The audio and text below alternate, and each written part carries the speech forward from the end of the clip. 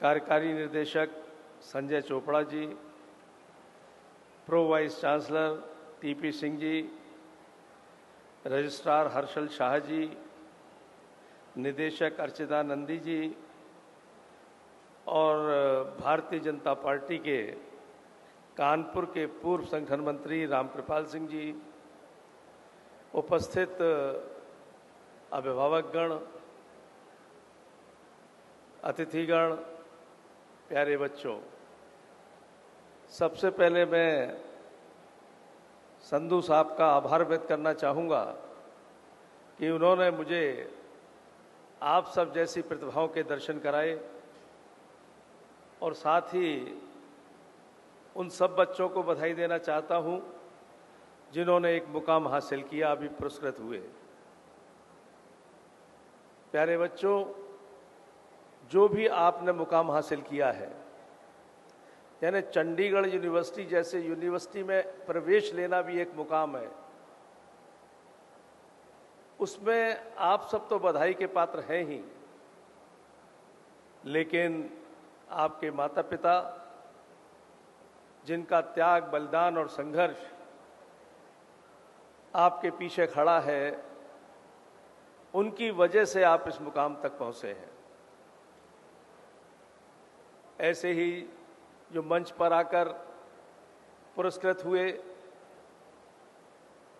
उनको भी ये याद रखना चाहिए कि यहाँ तक पहुँचने के पीछे उनके गुरु रहे होंगे, जिनका परिश्रम, जिनकी मेहनत और जिनकी प्रतिभा ने उनको तराशा। चंडीगढ़ यूनिवर्सिटी प्रतिभाओं को तलाशती है, फिर तराशती है और फिर समाज के लिए एक मॉडल बना देती है। इस यूनिवर्सिटी के बारे में मैं आपको बताऊं कि जब मैं उच्च शिक्षा विभाग का मंत्री बना तो महामहिम राज्यपाल आनंदीबेन जी ने मुझसे कहा कि आप जाइए, 2 यूनिवर्सिटी हिंदुस्तान की जरूर देखिए। पहली जेएसएस यूनिवर्सिटी मैसूर और दूसरी चंडीगढ़ यूनिवर्सिटी। तो मैंने अचानक उनसे पूछ बैठा, क्या आप गई हैं वहाँ पर? तो बोली दोनों जगह गई हूँ और मुझसे पीएम साहब ने कहा था कि वहाँ जाओ।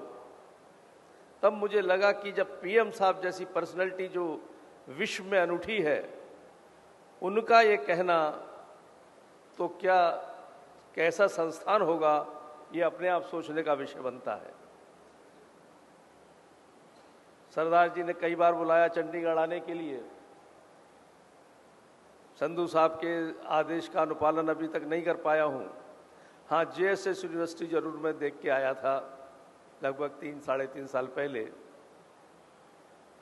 लेकिन वहाँ नहीं जा पाए। चंडीगढ़ यूनिवर्सिटी यहाँ ले आए सरदार जी, मैं शुक्रगुजार हूँ इनका। मित्रों, अब नए भारत का देख रहे हैं हम। अभी मैं आया तो मैंने कुछ बच्चों के जो उन्होंने खोज की, जो उन्होंने चिंतन किया, जो मनन किया और जो मंथन करके अमृत निकाला है और समाज के वितरण के लिए रखा है, उसको देख रहा था मैं। तो लगा नया भारत अब सामने दिख रहा है। अभी देखा कि फुटप्रिंट से बिजली बनाई जा सकती है, यह देखने को मिला। तो कितनी गैदरिंग होती है, संधू साहब ने पूछा भी कि कुंभ में फिर कितनी बिजली होगी, ये उन बच्चों से। तो चमत्कृत करने वाले जो इनोवेशन थे वो मेरे को देखने को मिले। निशब्द था मैं उनके इस प्रयास को देखकर, और एक अद्भुत कल्पना हो रही थी, अभिभूत जिसको कहना चाहिए, वो महसूस कर रहे थे हम। और लगा कि एनईपी 2020 जो मोदी जी ने दी है इस देश को, क्योंकि इससे पहले एनईपी 2020 आने से पहले हम लोग मैकाले की दी हुई शिक्षा पद्धति से शिक्षा ग्रहण कर रहे थे और एक लीक पर चल रहे थे। उसने शिक्षा पद्धति देते समय ये कहा था, देखिए उनका सोच, अभी जो सिंधु साहब ने यहाँ वक्तव्य दिया उस सोच में, और मेरे नेता मोदी का सोच, कितना आप देखिए सामंजस्य है, लेकिन अपने अपने देश के लिए है। उसके पिता ने जब पूछा लॉर्ड मैकाले से कि तुम हिंदुस्तान में क्या देकर आए हो, क्या ऐसा करके आए हो जो इंग्लैंड और इंग्लैंड की कौम के लिए होगा, तो उसने कहा मैं वो शिक्षा पद्धति दे के आ रहा हूं जो काले अंग्रेज पैदा करेगी, जो तन से तो हिंदुस्तानी होंगे लेकिन दिलो दिमाग से अंग्रेज बनेंगे, स्व को भूल जाएंगे, अपना उनका जो होगा प्रतिभा उसको भूलेंगे, जो हम बता जाएंगे उस पर चलेंगे। मैंने भी उसी एजुकेशन में ली। मैं उस समय भी सोचता था कि इसको पढ़ के जीवन में क्या आएगा। Sine square theta plus cos square theta is equal to 1 पढ़ा मैंने, लेकिन जीवन में क्या उपयोग था उसका। लेकिन पढ़ते थे, रटे रटाए पढ़ते चले जा रहे थे। NEP 2020 ने एक नई दिशा दी, जिसके जैसे मैकाले ने कहा कि मैं वो शिक्षा पद्धति दे के आ रहा हूं जो काले अंग्रेज पैदा करेगी।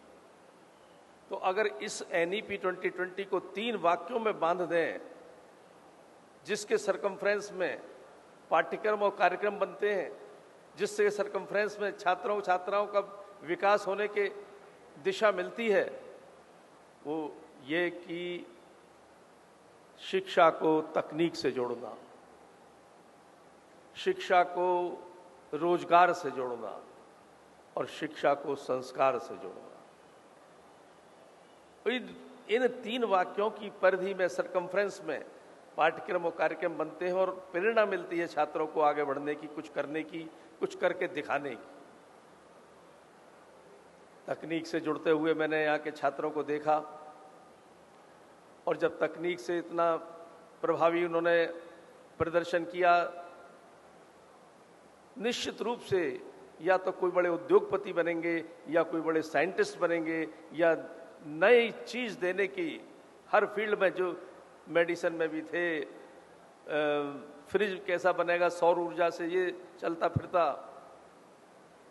ये कई चीजें थी, वो सब नई दिशा देंगी समाज को, प्रॉस्परस बनाएंगे हिंदुस्तान को। और जो अभी कहा कि हमारा हर काम देश के लिए हो, जो मोदी जी विजन देते हैं, वो करने जा रहे हैं आप लोग, विकसित भारत का निर्माण करना। अब संधू साहब तो बड़े बड़े चश्मों से उस विकसित भारत को देख सकते होंगे, लेकिन हम शायद उस समय निकल गए होंगे इस दुनिया से,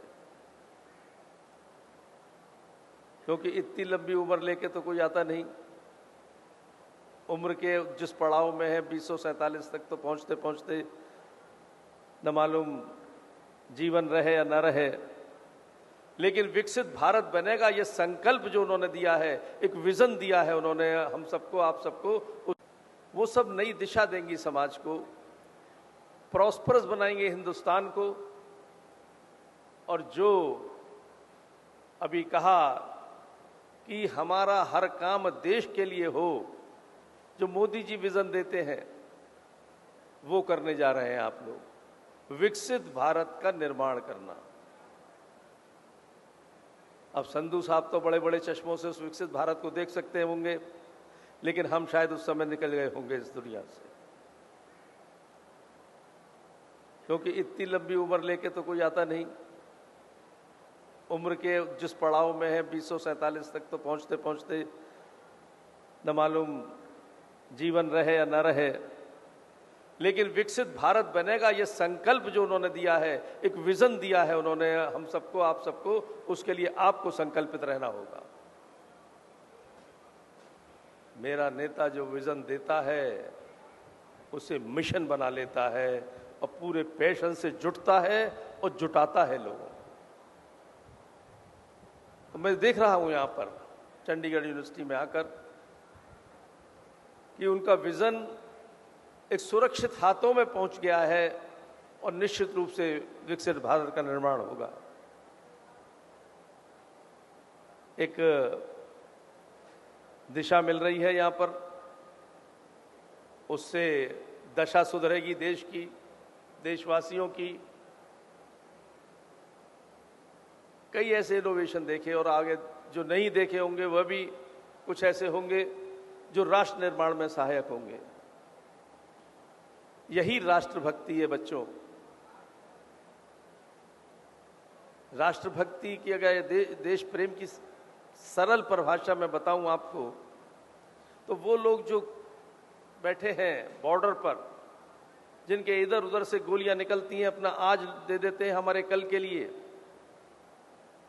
सिर्फ वही राष्ट्रभक्त नहीं है वो। अब उनकी सेवाएं इस देश के लिए वंदनीय है, अभिनंदनीय है, नमनीय है, स्मरणीय है।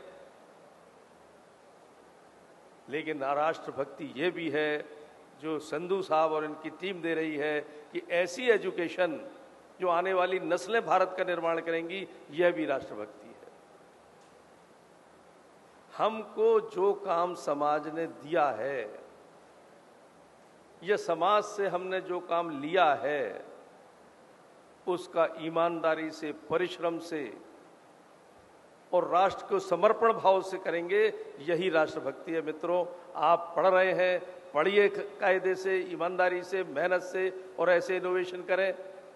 ये पढ़ा रहे हैं तो वो अपने ढंग से पढ़ाएं, आपको नई तलाश के तराश है, यह राष्ट्रभक्ति है। और एक अच्छा एस्टेब्लिशमेंट उत्तर प्रदेश को दिया है।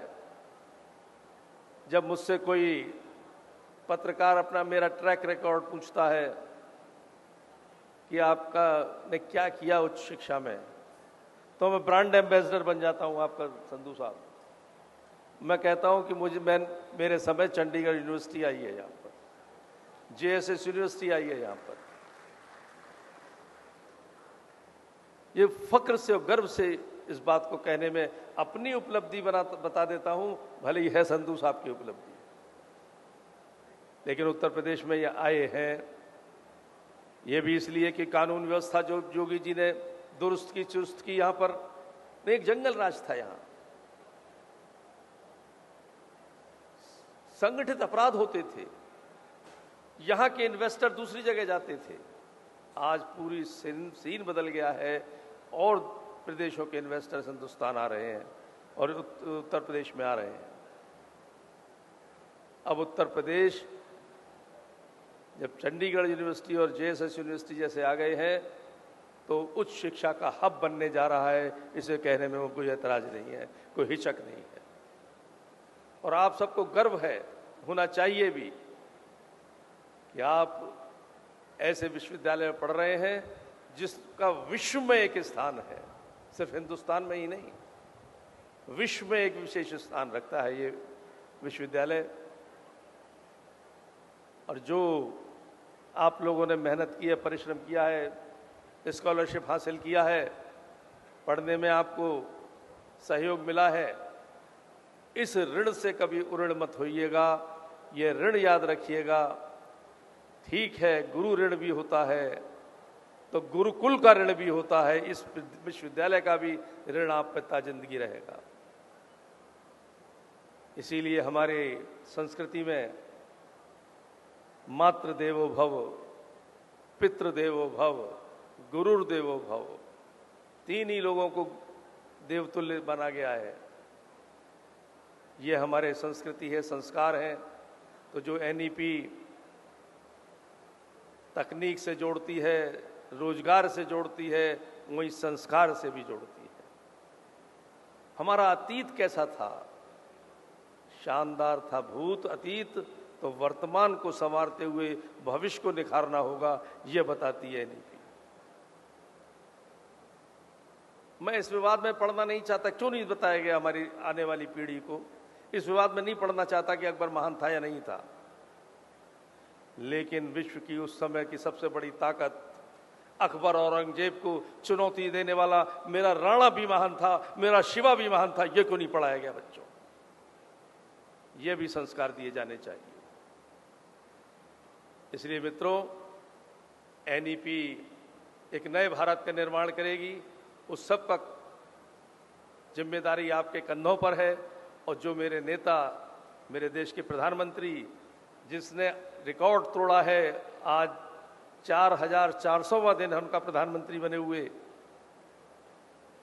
उनके सपने को आप साकार करेंगे। धन्यवाद।